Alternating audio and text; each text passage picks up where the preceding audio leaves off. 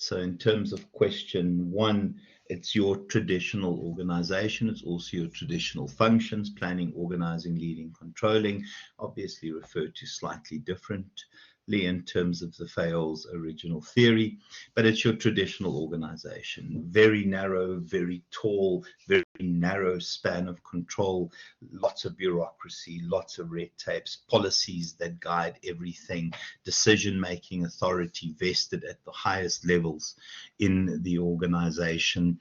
The focus very much around managers thinking and employees doing, making sure that every employee reports through to us, one manager, and one manager reporting through to the next manager.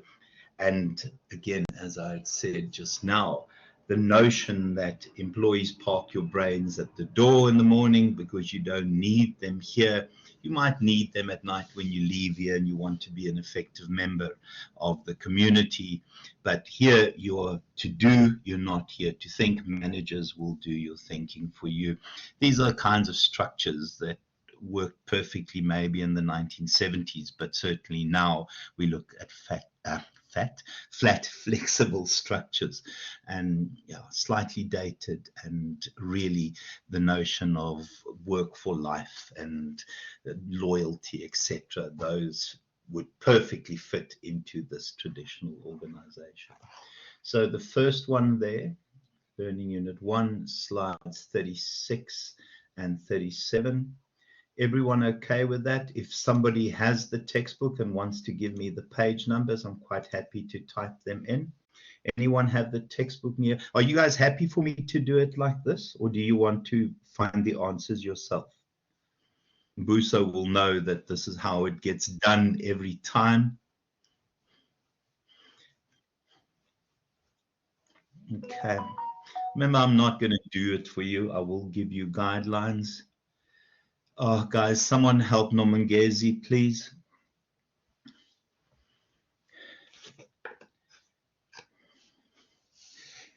Anyone have the textbook nearby? If you want, I can shove the pages in.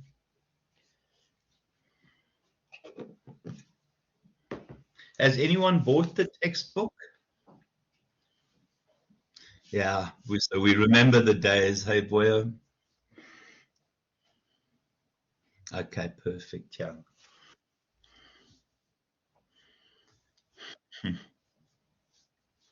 Thanks, Nyasha.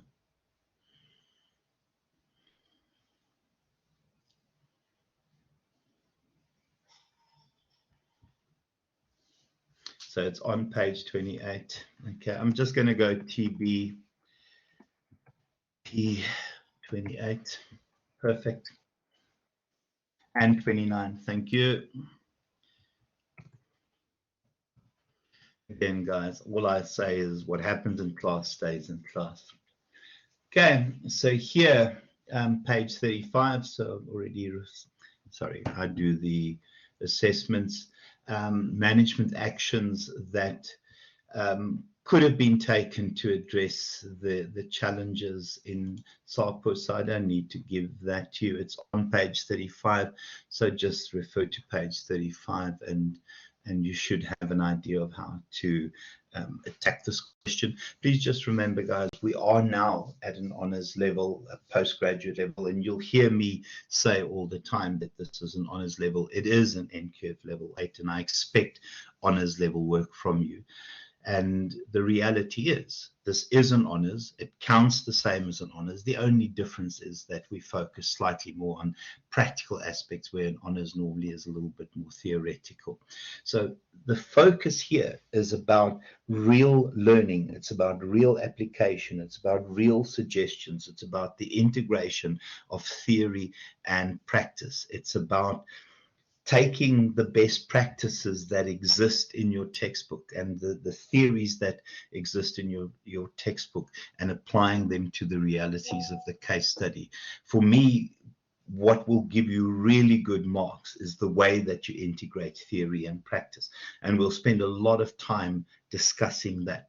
Can I just very quickly, for my own sanity, see which subjects you guys did in first semester?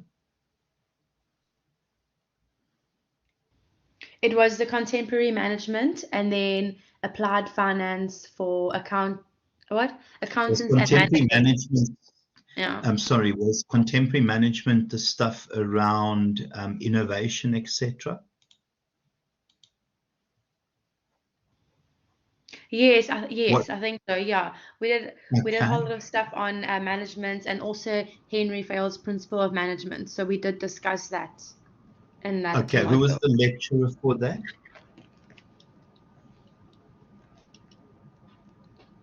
Oh. It was Dr. Dr. Tatenda. Yeah. Are we that irrelevant when you leave our lives? Yeah, no, first Who semester was is the out the lecturer? window. Who was the lecturer? Tatenda Chaba, I think. Yes. Goodness. Never heard of him. Never heard of him. Okay. And then, okay, management, accounting, and marketing. Okay. Who did accounting? Was that Oxford? The Fox? Who did accounting?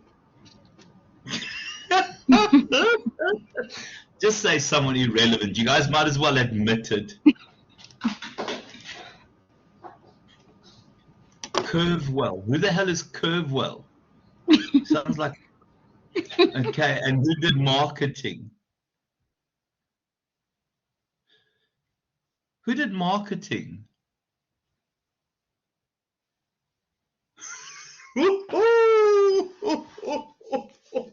Yeah. George Mumos or something. George Mumos. Bruce. Okay. Um, yeah, I'm pretty sure you guys won't forget me.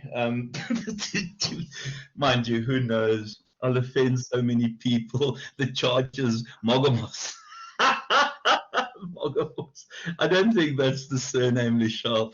Okay, let's move on before I get fired. Okay, guys, the third question is yeah, Mogamos, Momogos. Yeah, I'm pretty sure, guys. In terms of the competing values framework, yeah, this one is one of those modern theories. Yeah, that's a good one as well, Whitney. Yeah, you cannot call me that horse manure title. Yeah, this is bloody embarrassing to think that I actually have a title. Yeah, to think they gave me that. They must have been little, mind you, you can buy anything nowadays. Okay, guys, in terms of the next one, this is yeah a very interesting theory. So we're looking at learning unit 1, and it's slides 41 to 34. So it's 41 to 44. Slightly more difficult, but it really is a very interesting theory, but it's a set of best practices. It's one of those that we can really use in organizations. Learning unit 1.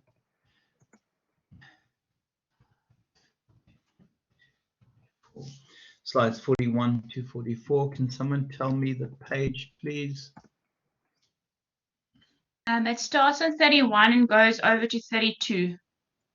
Thank you.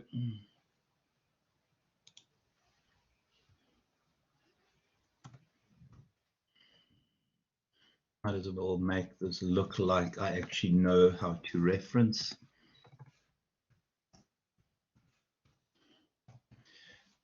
Very simple, guys. In terms of the competing values framework, as I said, a very interesting bit of theory. I will go through this one because I don't think you guys would have encountered this one previously. I think it looks at an organization's culture. How would you define an organization's culture? What does the term organizational culture mean to you? Who works in an organization? Let me ask it differently. Who works in an organization that has a really good culture?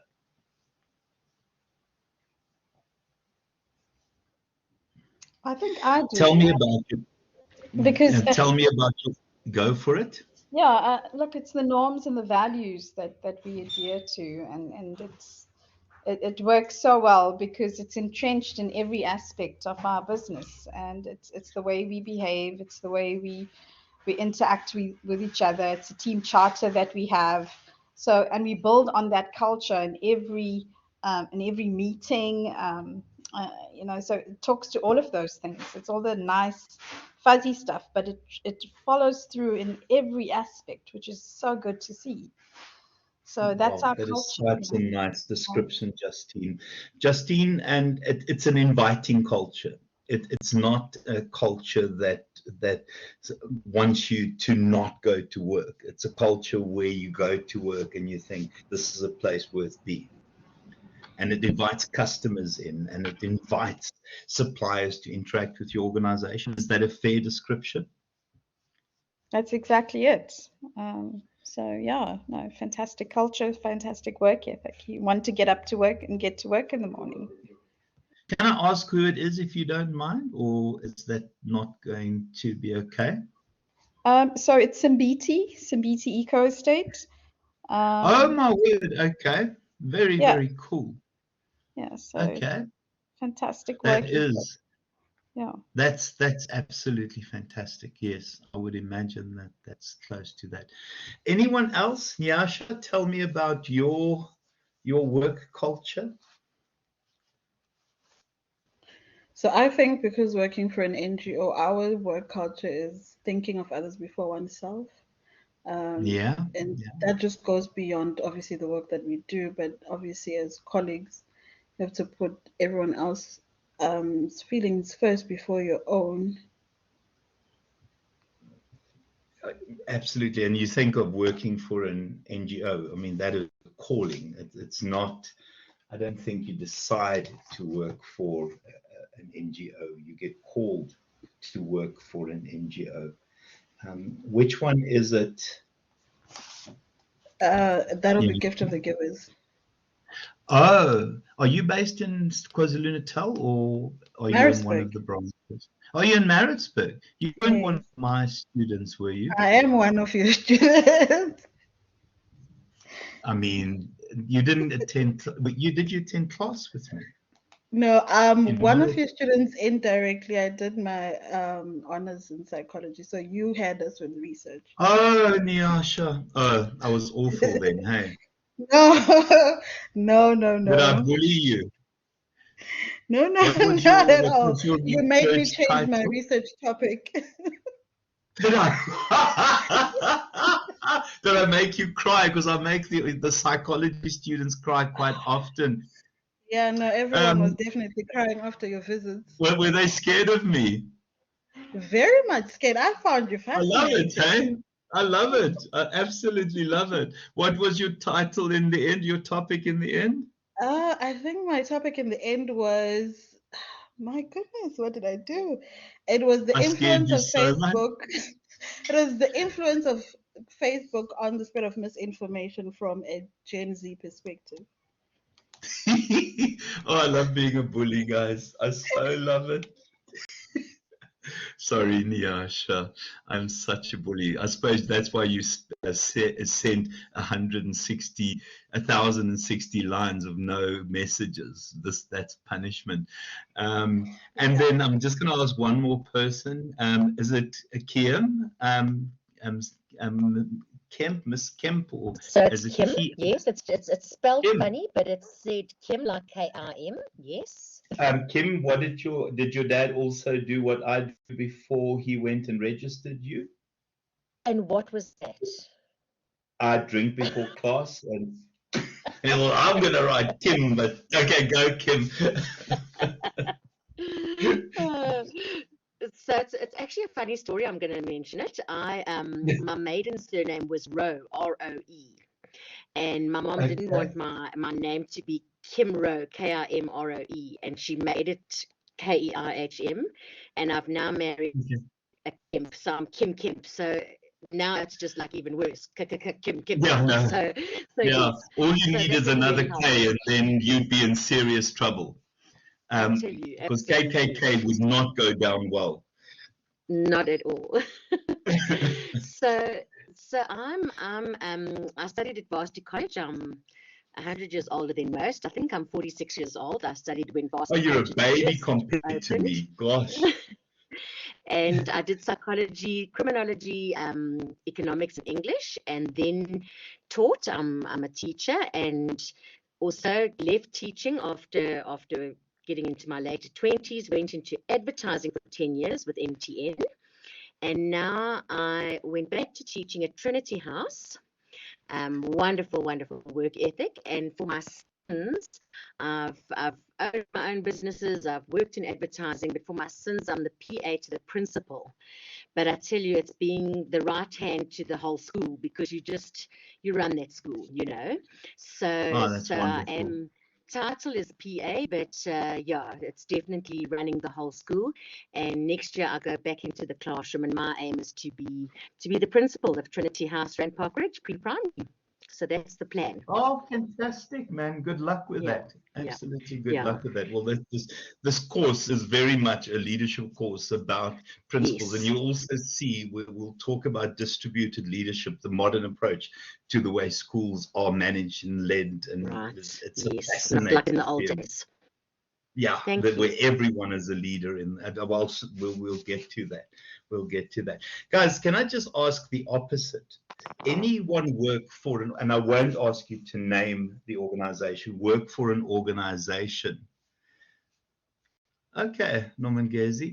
I won't ask the organization. Who works for an organization with an awful culture?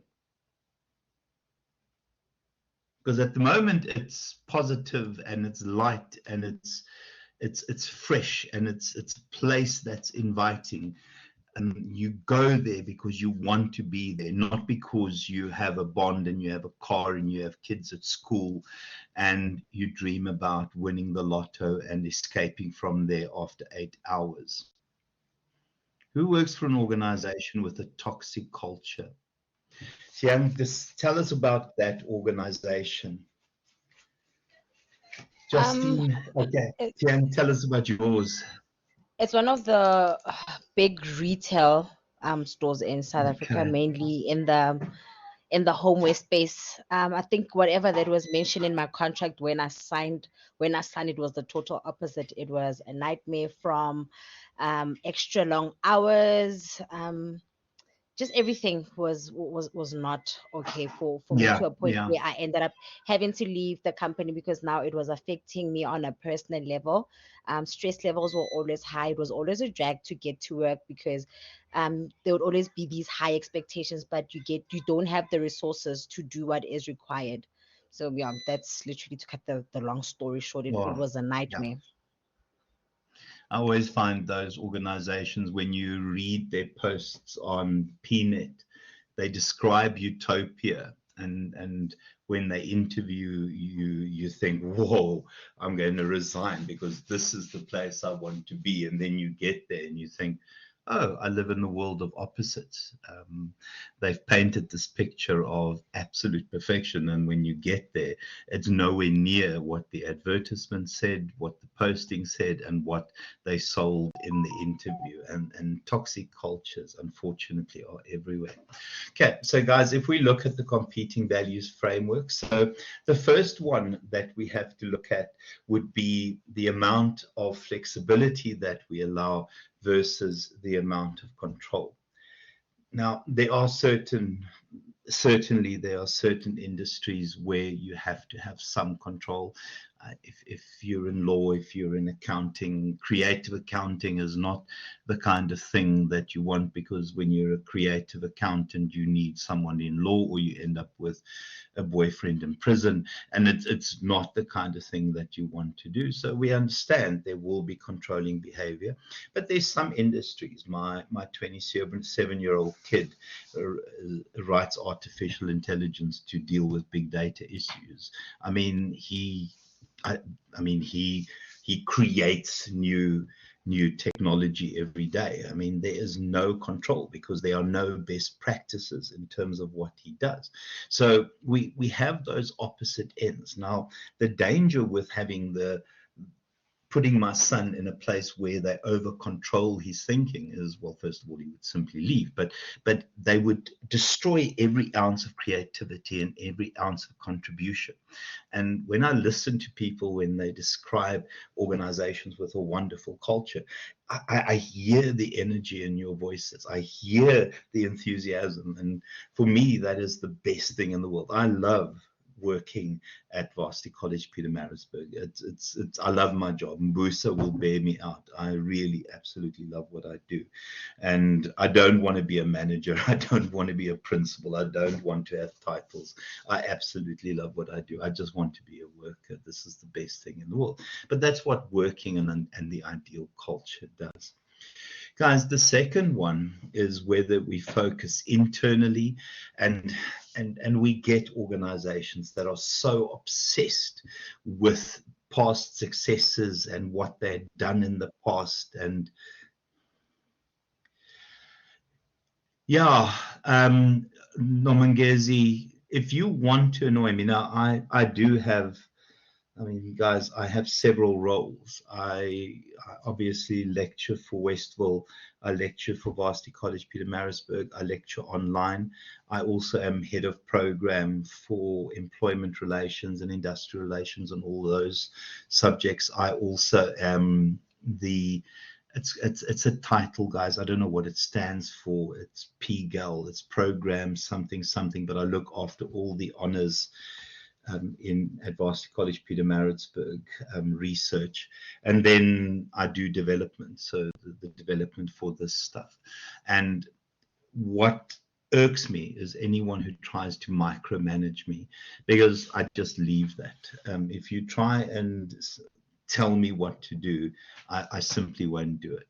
And sometimes, and now I'm being recorded, this idea that we will do lectures in a certain way, that doesn't work for me. And to me, micromanagement is the worst thing, especially when you have competent people. And that's the problem, when you have controlling behavior in places where you're dealing with competent people, and they will lose good people. Absolutely. If you ever, Madeline, 100%, if you ever get a chance, look at Google and their 20% rule. Google has a rule where they give their engineers 20% of their work life to make their own magic happen. In that 20%, so you can use 20% of their time, you can use 20% of, you can use their budget, you can use their hardware, their software, you can pull a team together. Out of that 20% where they allow their engineers to do their own and make their own magic, they get 70% of their own products. And it's insane, where Google spends 80%, and Google engineers spend 80% of their time doing what Google expects from them in terms of new products. They only produce 30% of their new products. 20% gives them 70% of their new products. And that's exactly, you get wonderful, wonderful results. It started with 3M, and that's how Post-it notes happened. 3M started with the idea of the 2080 rule. Now, 2080, those of you that know the Pareto principle will know what the 2080 rule is, and you can look up Pareto, P-A-R-E-T-O, Pareto, you'll know what it is, principle. But really, 20% of their time given to engineers in Google results in 70% of their new products and services. Guys, and then internal focus, companies that had overly focused on internal elements. The worst example of that would be Nokia. They were so impressed by their own successes that they thought the candy bar design phone would be the future. And their focus was so on internal elements that they ignored the flat screen, and they believe phones would have buttons. in 2007, give or take, Nokia had 40+% of the, and a lot of you would be too young to remember that far back, had 40% of the cell phone market. Never before has anyone had that market share. Now Apple has about 20, Samsung has about 20, it's possibly a bit lower than that. Nokia has 2%. And that's the problem with having an internal focus, where you rely on the past, where your emphasis is so much on internal elements, where knowing what's happening in terms of the external environment, looking at customer needs, creating new needs, for me, in terms of that kind of environment, is far more important. And then what it does, it gives us those 4 overall competencies, and it gives us these options for effective managers. Now, in terms of what we'll do in this course, even though we talk about managers and leaders, my approach to management and leaders, even though there are distinct definitions for these two, from an organization's perspective, to be an effective manager, you need to be an effective leader, and to be an effective leader, you need to be an effective manager. There's no real way of separating those anymore. So it really is this that I want to share. Before technology and the world, we always were faced with either-or decisions. Either we do this or we do that. What has happened with where we are in technology now is, and what makes the world more complex right now, is that managers are faced with right versus right versus right decisions. I'm going to give you a moment to think about that. In the past, the world was a lot easier. They were either or decisions.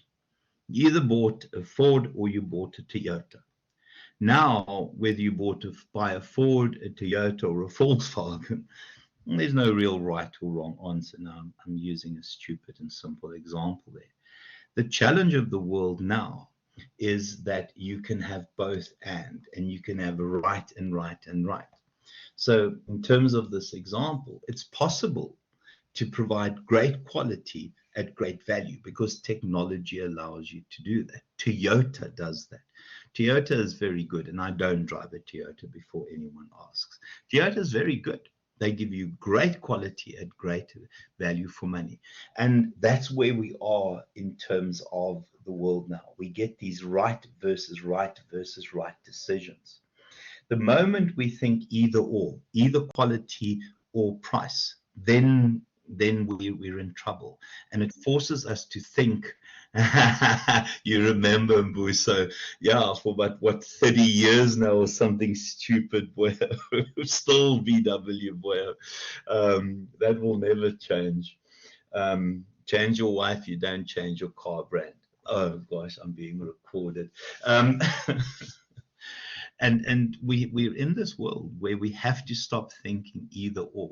We're faced with right versus right, and these both and decisions, and we'll go through this, and you'll see how it applies to our favorite place, the post office. I did say today in one of my full-time classes that the post office shouldn't exist, but my students came up with a really good reason why it should exist, and there was some validity to their argument. Guys, so the different cultures here, and you'll see how these elements interact. So we have flexibility versus stability. You can understand in accounting firms having stability. You can understand in AI firms why you need significant flexibility. You can understand in accounting firms where the focus can maybe internal. But if you're in an AI firm, and my apologies, I'm going to use my kid as an example because he's an impressive young man, you can understand why the focus would be external. And then you have the different alternatives in between. And I'm prepared to bet that your organizational culture will fit into one of those. And it also then gives you an idea of what you as a leader will do. So if you aspire to be, Justine, the principal one day, you have a sense of where you should be and what culture you should have. You can have a glance at that one. I'm not going to go through that. I want to get through the paper. Okay, any questions, any comments there?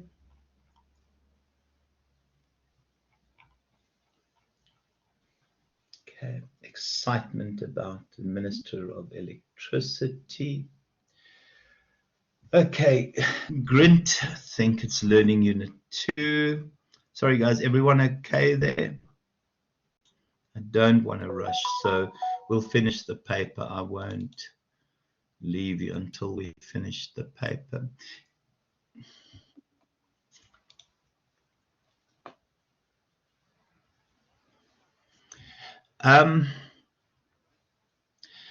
Nomongezi, just explain a little bit more. Just activate your mic and tell me what you mean by jack of all trades.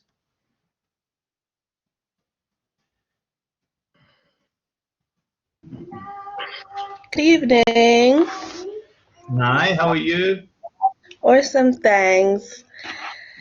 Okay, so I have many interests and many things that I'm really good at, but I'm trying to find a gap and obviously then close the demand in that gap. But because I just love doing things, it's so hard to kind of find really want to leave my job. You want Hence, to I leave your enrolled job? in this course. Yeah, my profession altogether, even, What one is of your those people that profession? I'm a physiotherapist, but that was never Okay. really my first love. My father Yo. forced me into it because he didn't want me to market for a job after varsity. Okay. Yo. So yeah, but I'm like really a creative and entrepreneurial type of person. I've done so many things, but like there hasn't been any longevity and sustainability in the stuff that I've started, So I'm just like, ugh, when does a person just find their niche? I think the reality is one of the worst things that you can wish on anyone, and a lot of people are in this position, and some of you might have parents and grandparents that are in this position, are those people that start a job at 18, they have kids, they have bonds, they have cars to pay off, they have school fees, they have other bits and pieces in terms of African culture. You have black tax and you support 20, 30 members that you don't, family members that you don't even know their bloody names sometimes. The reality is that we find so many people who despise what they do and work 40 years and, are grateful for retirement and hate every moment of their job. You don't want to be that person. I don't have an answer for you at this stage, but you don't want to be that person. And I can tell you now, each of you here knows somebody who does a job that they completely despise, but they have to do. Work must be something that you love and enjoy. It mustn't be something that you do because you need the bloody money. I don't have an answer for you, but you want to avoid doing what I've just described. If anyone wants to come in, you can. Otherwise, I'll move on.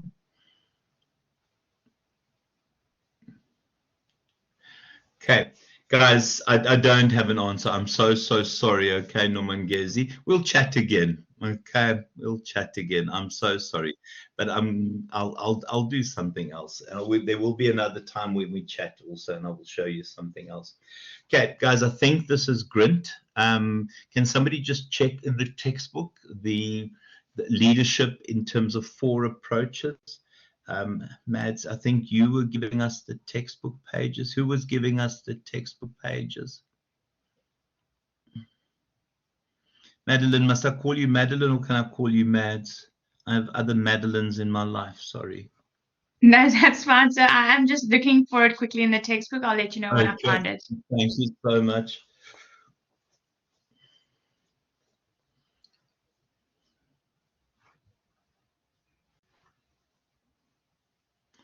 Are these Grint stuff? I'm almost bloody sure it's Grint.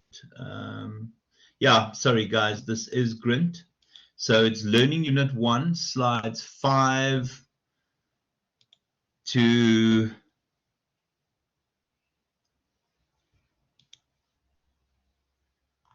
oh gosh, okay. Get it right. So it's 5 to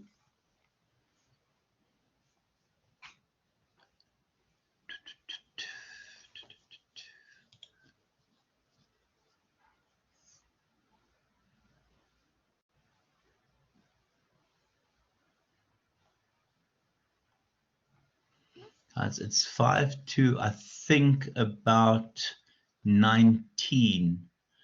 Can somebody just check Grint out for me and tell me what pages they're on? So I see that the grid theory then starts on page 96. 96 until, hold on a second, can I just shove it into here? I'm just trying to see quickly where it ends.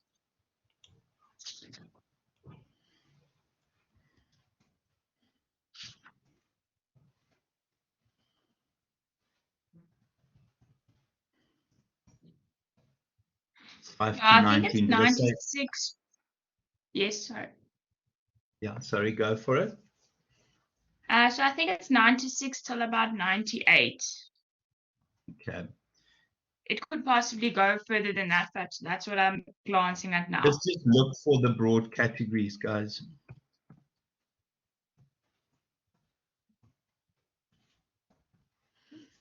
Okay. Finish this off. You guys are all seeing Paula for something. What are you seeing Paula for? That's global business management. So that's on now. Okay, yeah, because Paula and I had to coordinate our own bit of timing here. Okay, guys, and then 6 bases of power. French and Raven, 6 bases of power. Please tell me I've not gone too far.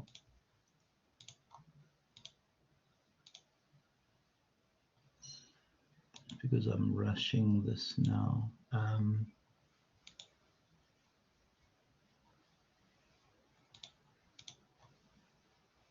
Sorry, guys, I did go too far. Sorry, it's to slide 10. My apologies. That was a bit stupid. That's to slide 10. I'm busy rushing and I'm making myself look stupid. And this is again LU1 slides.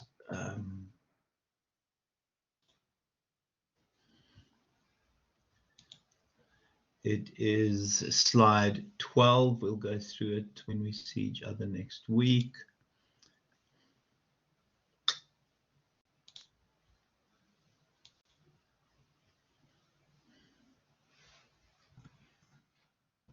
What page is that, Mads? I'm just having a look. I'll let you know when I get it. No problem. And then immediately after, we've got LU1 and influencing tactics. We'll also do next week. It is straight after that. Influencing tactics. Influencing tactics.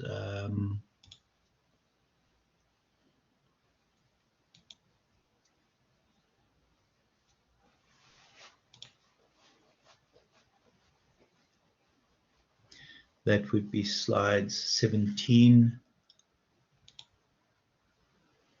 Okay. So it's slide 17. Also LU1, slide 17. I will discuss that next week.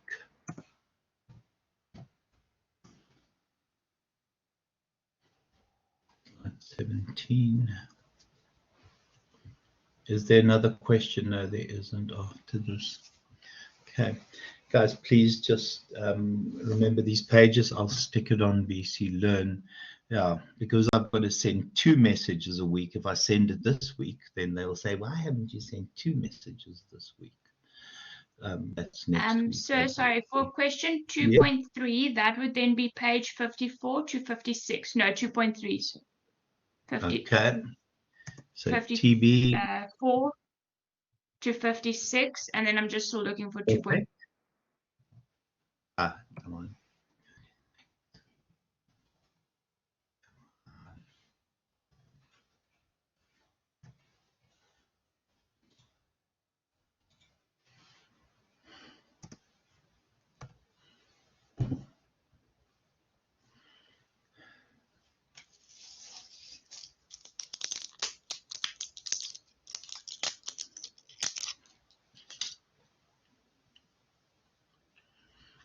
Guys, while we wait, can I just see who is joining me immediately after in research?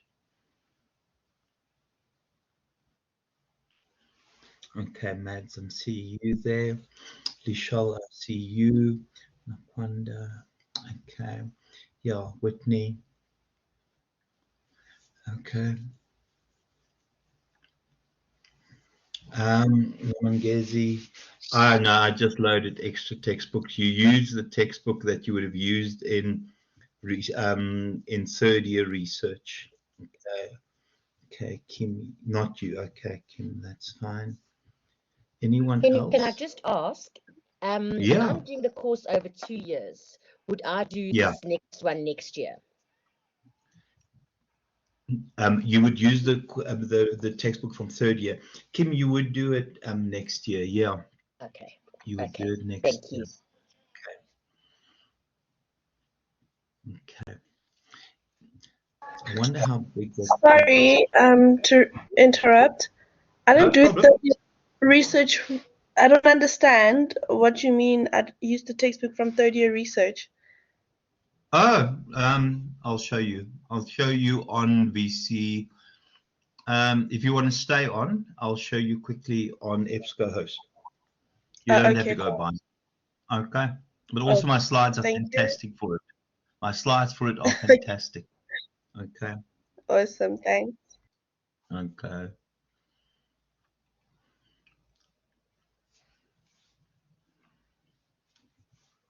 Any luck? I'm struggling to find those 6 bases of power. I don't know if anyone else can maybe pick it up in the textbook or under what topic it might be. 6 bases of power.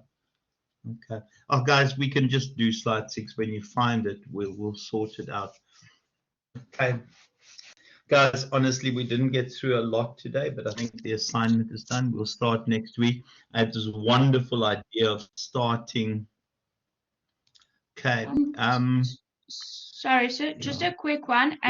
With regards to the ICE tasks, how do we know? I haven't loaded them yet. Yeah, I haven't even done them yet.